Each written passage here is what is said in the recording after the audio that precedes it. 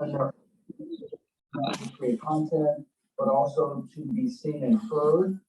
And what that's done is it's gone back to the typical broadcasting that it has been exponentially. And I don't know if you've noticed, but in the last 10 years, there's been an avalanche of new types of content, diverse content that's shown all around the world. You know, one of my favorite shows is on Netflix that was literally done in France with the lead characters an African American guy.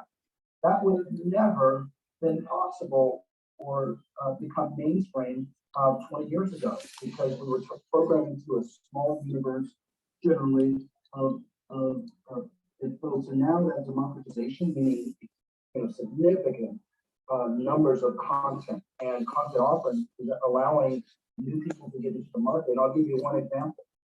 Since I left Disney, I've produced 5 television shows.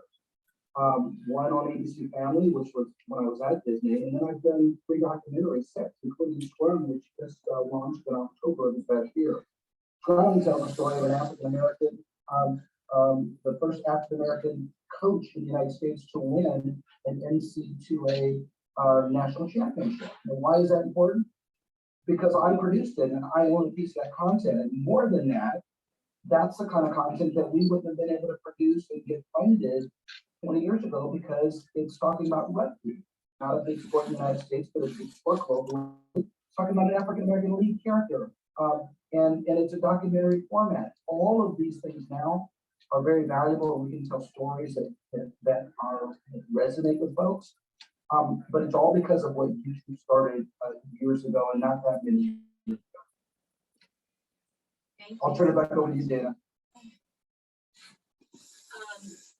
Jumping off of that, I really want to touch on what you said about TikTok and how TikTok has changed the way for even YouTube and Snapchat, how Snapchat and stories and just short form media has really changed even how we view long form media, how people have to react to, people losing the ability to pay attention after these scenes having to cut super quickly to match up with the fact that we're watching these TikToks that are 1 minute each, only up 3 minutes, how that's just affecting media in general.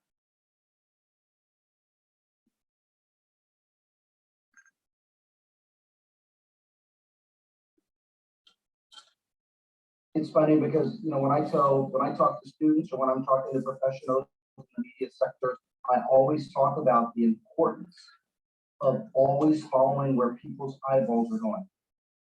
No matter if you look at any good entertainment company or media communications company, they're always studying every aspect of what people are doing in their spare time. Are they watching the news? Are they watching a television show? Are they playing a video game? Are they doing TikToks? Are they creating their own videos? Or are they shopping online on Amazon? So knowing what people do with their habits and the trends that are taking place with people, that is super critical in determining not just what to invest in, but what people are doing and what they're interested in. And so when I look at TikTok is interesting because if you look at the last quarter of 2021, the last year, the last quarter of last year of 2021, TikTok was the #1 growing technology vehicle for video, #1. And guess who's #2 now at the time? The #2 for growth is YouTube, meaning Google. #1 now is TikTok, not in full, but in growth. And we always want to look at what's trending, because that tells you sort of where people's habits are. TikTok is a phenomenal property in that it spins off a lot of information, it spins off a lot of data, but it also showcases a quick and easy way to entertain, not just to watch others entertain you, but also for you to be involved in that game and entertain.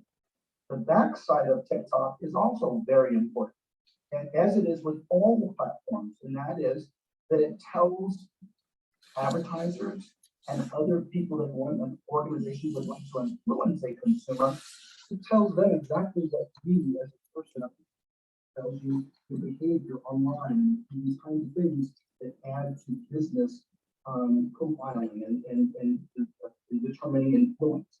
And so TikTok is doing that in a big way. And if you look at what Meta, with the new name for Facebook, they started copying, you know, they've released Reels, which is really fast growing for Facebook. They've released Reels to compete against TikTok. YouTube is doing a lot more short form video in order to compete against TikTok. So you always want to be finding out where are the eyeballs, where are they going, and where's that advantageous to you? You know, I spent, just before I got on this call, I was on a call with some experts, and we were talking about the metaverse and the importance of, as that ecosystem develops, it's important for young people to know, okay, how I use this, what I use it for, how I monetize it, meaning how I create businesses around it, how I engage and create content. And then is this really going to be something, or is it a lot of hype? And so you never know. Sometimes these things blow up in big ways, and other times they fail. But when they blow up, they typically blow up big. Metaverse is all about creating virtual worlds and having real estate in those worlds, and products in those worlds, and sponsorships in those worlds, and entertainment and content in those worlds. And if you can imagine, if you look at TikTok, or if you look at any other entertainment company, they're interested in the behavior of the consumer. Well, you think Disney was Frozen? Disney with a Star Wars franchise? Disney with a Pixar franchise? You think they want to have a situation where people can go in to their little personal Frozen world and enjoy all the fruits of that? And it's something that technology would not allow. It's allowing for now. So I say this, TikTok is representative of everything about knowing and becoming an expert, always being what's next. What are the new technologies? How will they shape us? How will they change it? If you would have told me that everyone in America and everyone in the world would have a flashlight on their phone at all times, that they'd have a banking device, they'd have an encyclopedia in their pocket at one time, that everyone had television in their pocket all the time, 24/7, right? That it changes behavior, and boy, anybody interested, look, how I leverage, how I take advantage of it, making those conveniences and making, leveraging that and making it so people can make a living and create new skill sets in that environment. But also, you always want to go where the lens that you're at, where the growth is. And you say, if I would tell you like now, would you go back and invest in iPhone? Would you go back and invest in Netflix? If you knew that streaming was going to be the big thing for the next 15 years? Everyone says yes in hindsight. Well, start thinking ahead to what's next from that as they grow. What's the next evolution of growth? And TikTok represents that right now. And I ask you, what's next? Because there's a bunch of what next, and we have to continue to have our eyeballs ready. Thank you so much. That just makes me going to go back and touch on leadership. Being a leader and being able to see what comes next and what it is, from media, things like TikTok, Instagram, putting reels on Instagram.